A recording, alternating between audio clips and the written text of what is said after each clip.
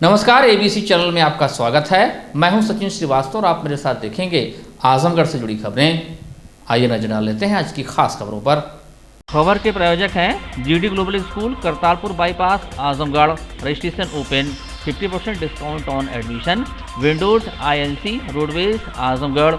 UPVC window और doors के लिए संपर्क करें वेदांता हॉस्पिटल, लक्षरामपुर, आजमगढ़ और वुडन टच, भवनाथ, आजमगढ़। शनिवार को राष्ट्रीय सड़क सुरक्षा माह के समापन समारोह के दृष्टिगत जन जागरूकता अभियान के तहत जनपद आजमगढ़ के पुलिस लाइन में पुलिस अधीक्षक आजमगढ़ सुधीर कुमार सिंह, अपर पुलिस अधीक्षक पंकज पांडे, अपर पुलिस अधीक्षक ग्रामीण सिद्धार्थ, अपर पुलिस अधीक्षक यातायात सुधीर कुमार जायसवाल, क्षेत्राधिकारी लाइन्स राजेश कुमार, संभागीय परिवहन अधिकारी प्रवर्तन संतोष कुमार सिंह, पवन सोनकर, RTO कार्यालय व प्रभारी यातायात कौशल कुमार पाठक की मौजूदगी में राष्ट्रीय सड़क सुरक्षा माह दिनांक 21/1/2021 से 20/2/2021 तक का समापन कार्यक्रम यहां संपन्न हुआ, जिसमें स्थानीय जनपद के स्कूल कॉलेजों की लगभग 100 छात्र छात्राओं व व्यापार मंडल के पदाधिकारियों, ऑटो ई-रिक्शा एसोसिएशन के पदाधिकारियों, ट्रैफिक वॉलंटियर को पुलिस अधीक्षक आजमगढ़ द्वारा संबोधन और सम्मानित किया गया। यातायात नियमों का पालन करने की सभी से अपील की गई, जिससे सड़क दुर्घटनाओं की बढ़ोतरी पर अंकुश लगाया जा सके। राष्ट्रीय सड़क सुरक्षा अभियान के दौरान चित्रकला लेखन क्विज का कार्यक्रम आयोजित हुआ था, जिसके विजेता प्रतिभागियों को पुलिस अधीक्षक आजमगढ़ द्वारा प्रशस्ति पत्र, मोमेंटो और नगद पुरस्कार से सम्मानित किया गया। 20 जनवरी से राष्ट्रीय यातायात माह के तहत पूरे जिले में जागरूकता के लिए एक विशेष अभियान चलाया जा रहा था, जो पूरे प्रदेश हमारे चल रहा था। इसमें हम लोग विभिन्न स्कूलों में और विभिन्न ट्रक ड्राइवरों में परिवहन विभाग की सहायता से, PWD की सहायता से जागरूकता अभियान पूरे महीने चलाया गया। उसी के तहत आज इसका समापन था। इसके तहत अभी हमारे सभी विद्यालय के छात्र और समाज के गणमान्य लोग, ऑटो यूनियन संघ के लोग, बस ऑपरेटर, व्यापार संघ के लोग यहाँ पर एकत्र हुए। पूरे अभियान तहत हम लोगों ने इस बार PowerPoint presentation, video clipping माध्यम से लोगों को जागरूक किया। हमने देखा इसका अधिक प्रभाव सामने आ रहा है और लोग बड़ी संवेदनशीलता दिखा रहे हैं। हम एक शपथ भी करा रहे हैं सबको कि जो यातायात के नियमों का पालन करने के लिए है। हमें पूरी उम्मीद है कि हम इस जागरूकता अभियान के तहत, नए प्रयोगों के तहत यातायात माह और उसके बाद भी आजमगढ़ जनपद में जो दुर्घटनाएँ हो रही हैं उसमें हम कमी लाएं। लोगों का पिछले 21 जनवरी से लेके और आज समापन है 20 फरवरी है, तो उसमें विभिन्न प्रकार के शासन से भी हम लोग ने भी विभिन्न प्रकार के प्रतियोगिता हो गया, चाहे बैठक हो गई, चाहे स्कूलों में जागरूकता हो गया, चाहे रैली हो गई। उसके माध्यम से हम लोगों ने लोगों को संबोधित किया, जागरूक किया। आज कप्तान साहब आए थे और उसके चीफ गेस्ट थे और एसपी ट्रैफिक साहब हैं, CRO साहब हैं। महिला सशक्तिकरण के लिए मुख्यमंत्री ने एक कदम और आगे बढ़ाते हुए स्वयं सहायता समूहों की दीदियों को अब मीटर रीडिंग की भी जिम्मेदारी सौंप दी है। शनिवार को नेहरू हाल में NRLM व विद्युत विभाग सहित अन्य विभागों के संयुक्त तत्वाधान में स्वयं सहायता समूहों की महिलाओं को मीटर रीडिंग के संदर्भ में प्रशिक्षित किया गया। नेहरू हाल के सभागार में आयोजित हुए इस एक दिवसीय प्रशिक्षण कार्यक्रम के दौरान अधीक्षण अभियंता प्रथम अशोक कुमार, सैयद अब्बास रिजवी व प्रशिक्षकों ने दीदियों को मीटर रीडिंग संबंधी प्रशिक्षण प्रदान किया। प्रशिक्षण के दौरान NRLM के डिप्टी कमिश्नर BK मोहन ने बताया कि मीटर रीडिंग लेने पर 5.5 रुपये प्रति मीटर पारिश्रमिक पावर कॉर्पोरेशन द्वारा प्रदान किया जाएगा। प्रशिक्षण के दौरान दीदियों को मीटर रीडिंग संबंधी शब्द संक्षेप, कार्य प्रणाली व अन्य तकनीकी जानकारियां विस्तार पूर्वक बताई व समझाई गई। आज यहाँ जो सरकार की महिला सशक्तिकरण के अंतर्गत जो महिलाओं को सशक्त किया जा रहा है, उसमें विद्युत विभाग में पहले हमारी बिजली सखी थी, जो विद्युत का बिल का वसूली करती थी और उसका कमीशन उनको मिलता था। अब सरकार ने इनके कार्य को सफलता के रूप में लिया है और इनको मीटर रीडिंग का भी काम दिया है। ये लोग गांव में जो मीटर रीडिंग करेंगे, जिस पे 5.5 रुपये इनको मिलेगा, और उन लोगों की भी सूची प्रस्तुत करेंगी जो गलत तरीके से किसी तरह का कनेक्शन लिए हुए हैं। किनको रखा जा रहा है आंगनबाड़ी करके? ये आंगनबाड़ी नहीं है, ये समूह की महिलाएं हैं। जो महिला समूह में उन्हीं को रखा गया है। कितनी महिला समूह कितने हैं पूरी संख्या लगभग? अब हमारे पास तो इस समय 11,000 से ऊपर समूह है, लेकिन और करीब 1,40,000 के करीब आसपास हमारी समूह की दीदियां हैं। उन्हीं में से हमको विद्युत कनेक्शन के लिए विद्युत बिल वसूली और मीटर रीडिंग के लिए रखा जा रहा है। मंडलायुक्त विजय विश्वास पंत ने कहा है कि शासन के सर्वोच्च प्राथमिकता वाले कार्यक्रमों की प्रगति की समय से ऑनलाइन फीडिंग नहीं कराए जाने से जहां जनपदों की रैंकिंग प्रभावित होती है, वहीं मंडल की ग्रेडिंग पर भी प्रतिकूल प्रभाव पड़ता है। उन्होंने संबंधित मंडलीय अधिकारियों को निर्देशित किया कि अपने अपने विभाग के संबंधित कार्यक्रमों की जनपद स्तर पर समय से फीडिंग कराना सुनिश्चित करें। मंडलायुक्त श्री पंत ने शनिवार को अपने कार्यालय के सभागार में शासन द्वारा सर्वोच्च प्राथमिकता वाले विकास कार्यक्रमों की समीक्षा के दौरान यह भी कहा कि आयुष्मान भारत प्रधानमंत्री जन आरोग्य योजना से आच्छादित लाभार्थियों को उपचार का लाभ अवश्य मिलना चाहिए। स्वास्थ्य विभाग की समीक्षा के दौरान ज्ञात हुआ कि आयुष्मान भारत प्रधानमंत्री जन आरोग्य योजना के अंतर्गत मंडल में कुल 24,33,970 लाभार्थियों के गोल्डन कार्ड बनाए गए हैं, जिनमें से आजमगढ़ के 7,07,745, मऊ के 6,16,410 एवं बलिया के 11,09,815 लाभार्थी सम्मिलित हैं। इसके बावजूद निजी चिकित्सालयों एवं राजकीय चिकित्सालयों में आजमगढ़ में कुल 4,981, मऊ में 2,635 एवं बलिया में 2,862 लाभार्थी उपचारित हुए हैं। मंडल श्री पंत ने कहा कि यह शासन की अत्यंत महत्वपूर्ण योजना है, परंतु इसका लाभ लेने वालों की संख्या बहुत कम है, जिससे स्पष्ट होता है कि लाभार्थियों को इसकी पर्याप्त जानकारी नहीं है। उन्होंने तीनों जनपदों के सीडीओ एवं मुख्य चिकित्सा अधिकारियों को निर्देश दिया कि जिनके गोल्डन कार्ड बन गए हैं उनको मिलने वाली स्वास्थ्य सुविधाओं की अनिवार्य रूप से जानकारी देने और जागरूक करने के लिए एक सार्थक कार्यक्रम चलाया जाए। उन्होंने FRU की समीक्षा में मऊ में सिजेरियन प्रसव की संख्या कम मिलने पर नाराजगी व्यक्त करते हुए CMO मऊ को तत्काल इसकी गहराई से मॉनिटरिंग कर इसे बढ़ाने को निर्देश दिया। मंडलायुक्त ने मंडल में श्रमिकों के पंजीकरण की समीक्षा में पाया कि श्रमिकों के पंजीकरण हेतु आजमगढ़ में 40,000, मऊ में 20,000 एवं बलिया में 30,000 का लक्ष्य निर्धारित था, जिसके सापेक्ष आजमगढ़ में 1,06,151, मऊ में 23,565 एवं बलिया में 21,378 श्रमिकों का पंजीकरण किया जा चुका है। उन्होंने आजमगढ़ एवं मऊ में अच्छा कार्य पाए जाने पर उप समायुक्त के कार्यों की प्रशंसा किया, परंतु बलिया में लक्ष्य से काफी कम पंजीकरण होने के संबंध में उन्होंने निर्देश दिया कि इस ओर व्यक्तिगत ध्यान देकर पंजीयन को लक्ष्य के सापेक्ष लाना सुनिश्चित करें। इसी क्रम में मंडलायुक्त श्री पंत ने कर करेत्तर एवं अन्य राजस्व कार्यों की समीक्षा के दौरान राजस्व वसूली बढ़ाने, 5 से अधिक समय के लंबित राजस्व वादों के निस्तारण में तेजी लाने का निर्देश दिया। उन्होंने RTO को निर्देश दिया कि प्रवर्तन कार्यों से तीनों जनपदों में हुई राजस्व वसूली का विस्तृत विवरण उपलब्ध कराएं। मंडलायुक्त ने DDC चकबंदी से कहा कि मंडल के जनपदों में जो भी गांव 15 वर्ष से अधिक समय से चकबंदी प्रक्रिया के अधीन है, उन गांवों में शीघ्र चकबंदी कराई जाए। इस अवसर पर जिलाधिकारी आजमगढ़ राजेश कुमार, जिलाधिकारी मऊ अमित सिंह बंसल, संयुक्त विकास आयुक्त PN वर्मा, मुख्य विकास अधिकारी बलिया विपिन कुमार जैन, मुख्य विकास अधिकारी आजमगढ़ आनंद कुमार शुक्ला सहित अन्य संबंधित अधिकारी उपस्थित रहे। आजमगढ़ के मुबारकपुर थाना क्षेत्र के काशीपुर गांव में आंगनबाड़ी से मिले दूध को शुक्रवार की देर रात पीने से 2 जुड़वा बच्चों की मौत हो गई। मौत होने से परिवार में हड़कंप मच गया। वहीं परिजनों ने जांच की मांग को लेकर घंटों कब्रिस्तान पर प्रदर्शन किया। परिजनों के अनुसार रात में 1 बजे पैकेट का दूध पिलाया गया था। मौके पर पहुंचे चिकित्सकों ने फूड पॉइजनिंग या दम घुटने से बच्चों के मरने का अंदेशा व्यक्त किया है। ग्रामीणों ने जांच की मांग को लेकर घंटों कब्रिस्तान पर शवों को लेकर जमे थे। काशीपुर निवासिनी मधुबाला पत्नी दिवाकर राम को 2 माह पूर्व निजी अस्पताल में जुड़वा बच्चे पैदा हुए थे। परिजनों के अनुसार जच्चा बच्चा दोनों स्वस्थ थे। रात 1 बजे मधुबाला ने दोनों बच्चों को आंगनबाड़ी से मिले पैकेट के दूध का घोल बनाकर पिलाया और सो गई। शनिवार की सुबह 4 बजे देखा तो उसके होश उड़ गए। चीखने चिल्लाने पर आसपास के लोग पहुंचे और घटना की जानकारी ग्राम प्रधान कमला देवी, आशा बहू, आंगनबाड़ी कार्यकर्त्री को दी गई। इसके बाद सभी मौके पर पहुंचे और लगभग 30 परिवारों में वितरित किए गए दूध को प्रयोग करने से मना किया गया।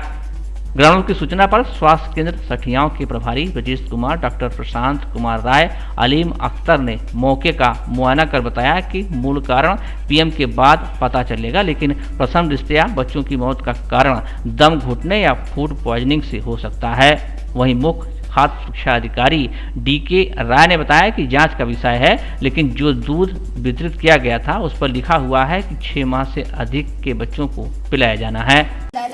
बच्चे आपके थे? नहीं, हमारे भतीजा दिवाकर के बच्चे थे दोनों जी। कैसे क्या हुआ था?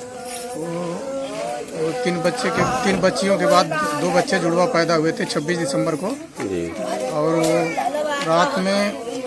आज रात में लोग जो है आंगनबाड़ी के दूध पिलाने से क्या बजे मौत हुई है? 12 बजे। ये आंगनबाड़ी द्वारा दूध दिया गया था? जी जी जी।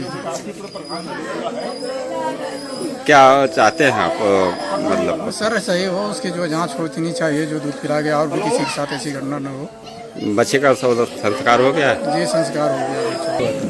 बस दूध पी के सोए, बस सोए रह गए। किस तरह का दूध था? पराग डेयरी। कहाँ से मिला था? आंगनबाड़ी से। कब दी थी वो आंगनबाड़ी आपको? कल परसों का मिला था।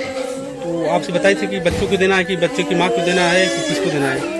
अभी तो हमको नहीं पता, हम घर पे लाए। तो आप ये कह रहे हैं कि आप जो बच्चा आंगनबाड़ी का दूध मिला था उसी के पीने से उसकी मौत हुई है? जुड़वा बच्चे थे?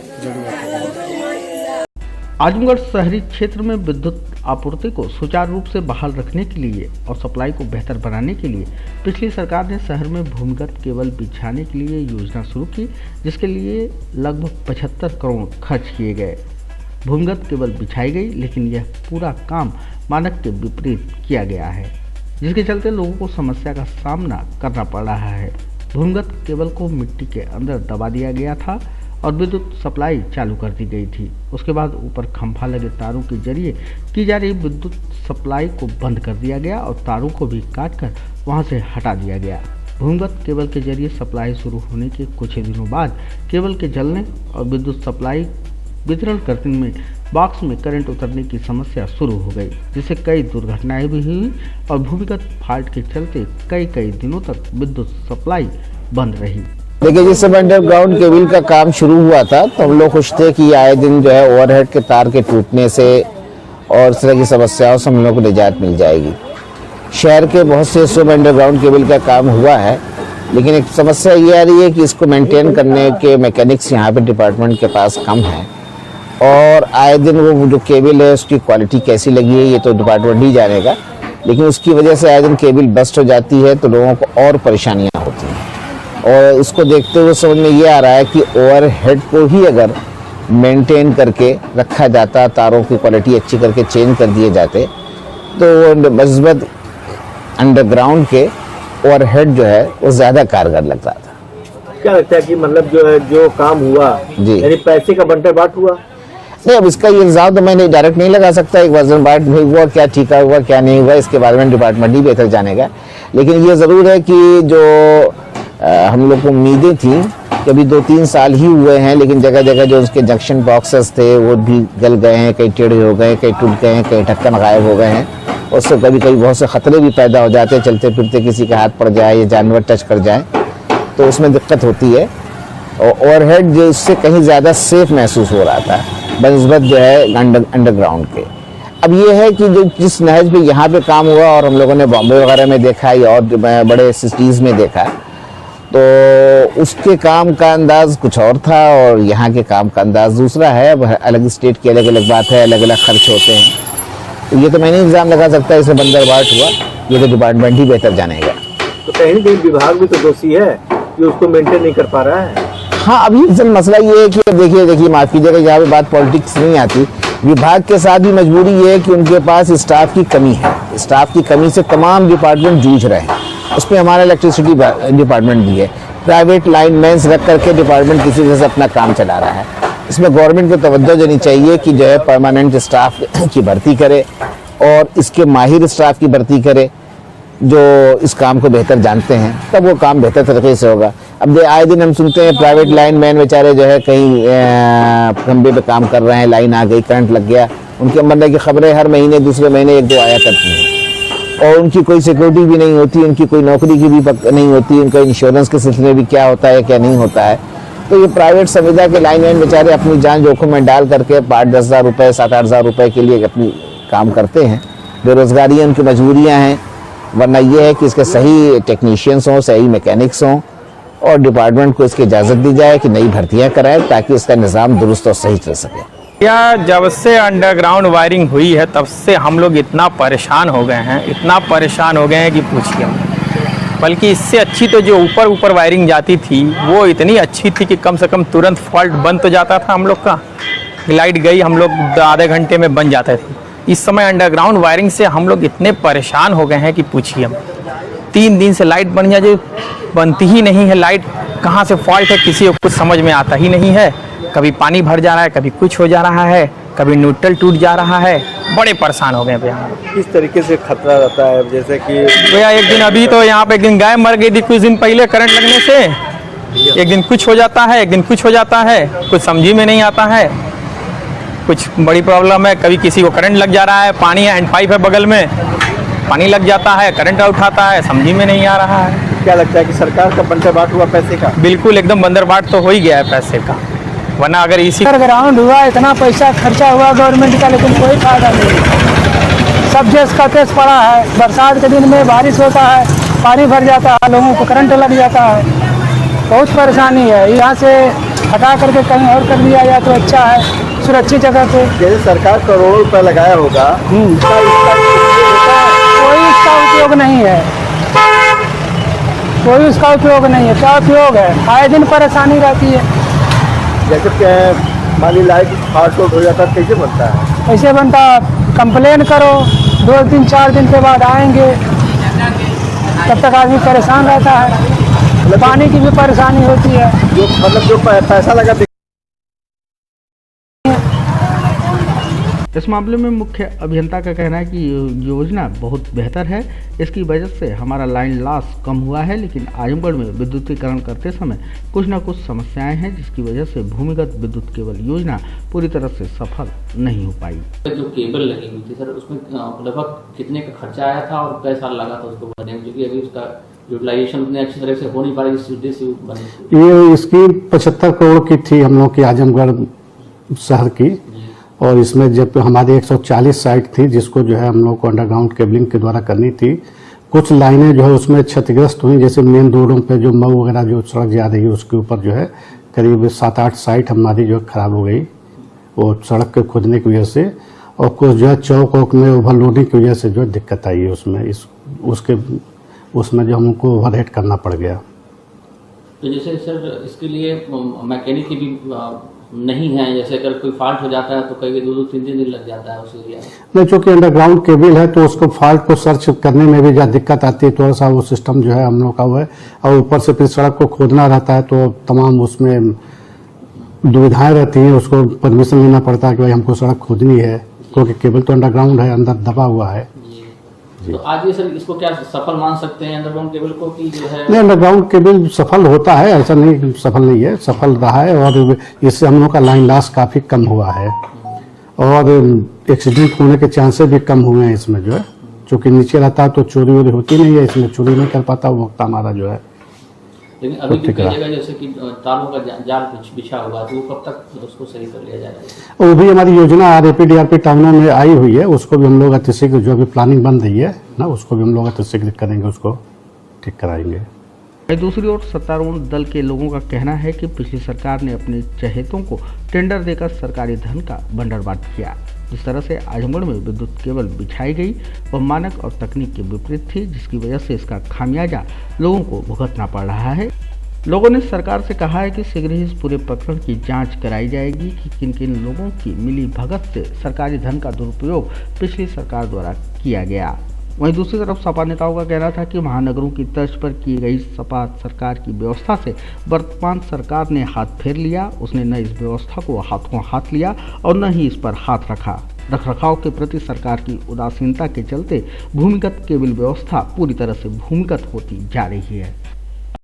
श्री राम मंदिर निर्माण को लेकर कांग्रेस नेता के चंदा देने व उनको पार्टी में पदमुक्त करने का मामला आजमगढ़ में थमता नजर नहीं आ रहा है। कांग्रेस पार्टी के पिछड़ा वर्ग व अनुसूचित जाति प्रकोष्ठ के प्रदेश उपाध्यक्ष के पद से हटाए गए पंकज मोहन सोनकर को उनके पद पर बहाल करने की मांग को लेकर NUCI के पदाधिकारी व कार्यकर्ताओं ने शनिवार को कांग्रेस पार्टी के जिला कार्यालय पर प्रदर्शन किया। कांग्रेस पार्टी के युवा संगठन एनयूसीआई के प्रदेश महासचिव आर्यन गौड़ के नेतृत्व में कार्यकर्ताओं ने प्रदर्शन किया।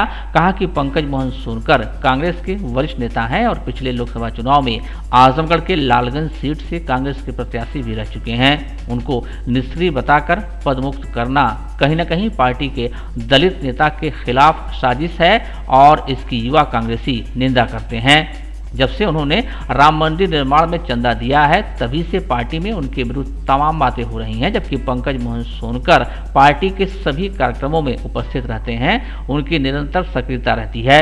पिछले 6 महीनों में उन्होंने पार्टी में सैकड़ों कार्यकर्ताओं को जोड़ने का काम किया है। इसके बाद भी जिला कांग्रेस कमेटी के प्रवक्ता को कोई अधिकार नहीं है कि उनकी सक्रियता के ऊपर सवाल उठाएं। युवा कांग्रेसियों ने पार्टी की राष्ट्रीय महासचिव प्रियंका गांधी को पत्र लिखकर मांग की कि उनके विरुद्ध की गई साजिश की जांच हो तथा उनके पद को वापस दिया जाए, अन्यथा पंकज मोहन के सम्मान में कई युवा नेता पद व सदस्यता से इस्तीफा देने को बाध्य होंगे। लोग इस संबंध के लिए आए हैं। सब युवा के अंदर आक्रोश है। जितने भी कांग्रेस पार्टी के यूथ रहे हैं, चाहे मेन बॉडी के रहे हैं, सभी कांग्रेस के युवाओं में आक्रोश है, क्योंकि हमारे जो बड़े भैया पंकज मोहन सोनकर जी हैं, जिनके नेतृत्व में हम लोगों ने इस पार्टी को ज्वाइन किया और इस पार्टी के लिए हर कार्यक्रमों में शामिल रह के इसको मजबूती प्रदान की। लेकिन आज हालांकि कुछ दिन पहले इन्होंने एक राम मंदिर में 2-4 रुपए डोनेशन क्या कर दिए। इन लोगों ने हमारे जो पार्टी के लोग किस मानसिकता किस विचारधारा की तरफ लेकर जा रहे हैं, हमें समझ में नहीं आ रहा है कि उन्हें उनके पद से बर्खास्त कर दिया गया है। ये हम युवाओं को एक बैक की तरफ खींचता है। कल का हम लोग भी ऐसा कुछ अपने संस्था जिस भगवान को पूजते हैं उनके प्रति अगर श्रद्धा दिखाते हैं तो कहीं ना कहीं हम लोग को भी इस पद से हटा देने की आशंका है। इसलिए हम पंकज भी हर कार्यक्रम में कार्यरत रहे हैं और सारा युवा उनके साथ है। मैं प्रदेश महासचिव भी साथ है। अगर हमारे पंकज भैया का सम्मान पदजनक से सम्मानित न किया गया तो हमारे युवा जितने भी हैं सब लोग पद से इस्तीफा देने के लिए खड़े हुए मजबूती के तौर से। असक्रिय बताए, मैं ये पूछना चाहता हूँ जिन लोगों ने असक्रिय बताया है, कोई असक्रिय रहते हुए किसी पार्टी में उपाध्यक्ष पद पे दावेदार नहीं हो सकता, ना कोई पार्टी बना सकती है। जब सक्रिय रहेगा तभी उसको आगे किसी पद पे कोई बैठाता है। तो मैं चाहता हूँ अगर कोई पार्टी पद पे बैठाई है, दिन प्रतिदिन उनको पार्टी दर पार्टी ऊंचाई पर ले गई है, लोग संसद लालगंज से सांसद का चुनाव लड़ाई, तो कहीं ना कहीं सक्रिय रहे तभी उनको पार्टी ने जगह दिया। बड़े भैया पंकज मोहन सोनकर जो कि पार्टी के लिए दिन रात एक करके पार्टी के लिए जो समय दे, जो कांग्रेस पार्टी ने जो भैया को सम्मान दिया है, लोग उन्हें असक्रिय बताकर प्रदेश उपाध्यक्ष से हटाया गया है। इसके वजह से हम युवा कांग्रेस पार्टी के एनएसवाई के आर्यन गौड़, विशाल, अजय सभी लोग एकत्रित होकर कांग्रेस पार्टी को ये बता रहे हैं कि हमारे भैया आज तक जितना पार्टी से सक्रिय रहे, पार्टी ने उन्हें सक्रिय रहने की वजह से पार्टी ने इतना सम्मान दिया। आज लोकसभा का चुनाव लड़ाए थे, लेकिन कुछ पार्टी के वरिष्ठ नेता ऐसे हैं जो उन्हें असक्रिय बता के प्रदेश उपाध्यक्ष से हटाया गया और हम लोग उनके नेतृत्व में हजारों की संख्या में आर्यन, अजय और बहुत लोग हैं जो कांग्रेस पार्टी ज्वाइन किए थे और हम युवाओं में जोश आया था। हम लोग पंकज भैया के नेतृत्व में आज भी हैं, कल भी, और उन्हें प्रदेश उपाध्यक्ष जो हटाया गया है, इनके लिए हम लोग दुखी भी हैं और उन्हें उनके साथ अत्याचार हो रहा है। अगर प्रदेश उपाध्यक्ष से हटाएगा उनके लिए हमेशा खड़े, अगर ऐसा करते हैं तो हजारों की संख्या में सुन लिए हम लोग इस्तीफा देने के लिए तैयार हैं, क्योंकि युवाओं में जोश डालने वाले हमारे एक पंकज भैया हैं जो आज भी आर्यन ने कांग्रेस पार्टी को हर जगह बरकरार रखा और युवाओं में जोश लाया है। जनपद महोबा के अधिवक्ता मुकेश पाठक एवं जनपद मेरठ के अधिवक्ता ओमकार तोमर द्वारा माफिया व पुलिस उत्पीड़न के कारण आत्महत्या किए जाने की घटना को गंभीरता से लेते हुए bar council of Uttar Pradesh ने हड़ताल का आह्वान किया था, जिसके क्रम में शनिवार को अधिवक्ताओं ने न्यायिक कार्य से विरत रहते हुए डिस्ट्रिक्ट बार एसोसिएशन के बैनर तले जुलूस निकालते हुए उत्तर प्रदेश सरकार को संबोधित ज्ञापन जिलाधिकारी को सौंपा। इस दौरान अधिवक्ताओं ने मांग किया कि मृतक अधिवक्तागण के परिजनों को 1-1 करोड़ रुपए दिया जाए और मृतक के परिवार के एक सदस्य को सरकारी नौकरी भेजी जाए। आए दिन अधिवक्ताओं की इतनी प्रताड़ना पुलिस प्रशासन और भूमाफियाओं, विधायकों, नेताओं द्वारा किया जा रहा है, जिसको लेकर के अधिवक्ता मर्माहत है और आए दिन आत्महत्या करने को मजबूर है। आए दिन अधिवक्ताओं की सरेआम गोली मार करके हत्या कर दी जा रही है। इन घटनाओं को लेकर के bar council of Uttar Pradesh ने आज जो है पूरे प्रदेश को बंद करने का आह्वान किया है और बार काउंसिल के आह्वान पर आज हम जिला बार एसोसिएशन आजमगढ़ के अधिवक्तागण न्यायिक कार्य से विरत रहते हुए इन घटनाओं का विरोध करते हैं, सरकार की नीतियों की निंदा करते हैं। ये मांग करते हैं कि अधिवक्ताओं की सुरक्षा की व्यवस्था यथाशीघ्र सरकार के द्वारा मुहैया कराई जाए, अन्यथा जो है अधिवक्ता रोड पर जिस दिन आ जाएगा उस दिन सरकार को रोकना मुश्किल हो जाएगा। वुडन और एल्युमिनियम हुआ पुराना, यूपीवीसी विंडो और डोर्स का आया जमाना। अपने घर, मकान और ऑफिस में लगवाएं शानदार यूपीवीसी विंडो और डोर्स। दीमक, पेंट, पॉलिश के खर्चों से बचें। High security, sound proof, energy saving, fire resistant, water proof, one time investment. UPVC window और डोर्स अब आपके शहर आजमगढ़ में उपलब्ध। Windows INC besides BJP office, roadways, civil lines, Azamgarh. Wall interior के लिए भी संपर्क करें। 3D wallpaper, 5D wallpaper, designing wallpaper, kitchen, bedroom and drawing room wallpaper.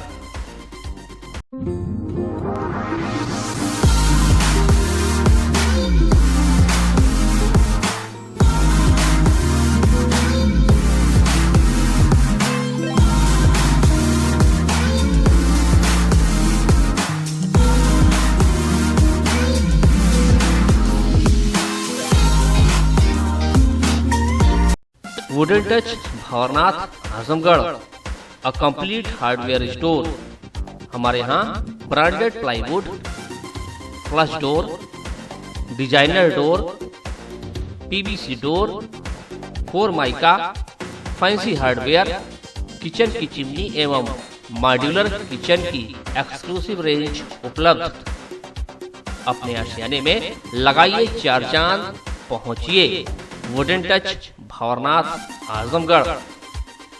हृदय रोगियों को अब इलाज के लिए नहीं जाना होगा महानगर। महानगरों जैसी सभी सुविधाएं अब आपके शहर आजमगढ़ के वेदांता हॉस्पिटल में उपलब्ध। लक्ष्मीरामपुर स्थित वेदांता हॉस्पिटल में एम्स के मशहूर हृदय रोग विशेषज्ञ gold medalist doctor Pankaj Sharma कर रहे हैं मरीजों का सफल इलाज। 2D इको, अस्थायी पेसमेकर व अस्थायी पेसमेकर की सुविधा उपलब्ध। आजमगढ़ के लोगों के को angiography, angioplasty, pacemaker, catheter ablation, ये सारी सुविधाएं यहाँ पे उपलब्ध अब हो पाएंगी। एम्बुलेंस और आपातकालीन सुविधा 24 घंटे उपलब्ध।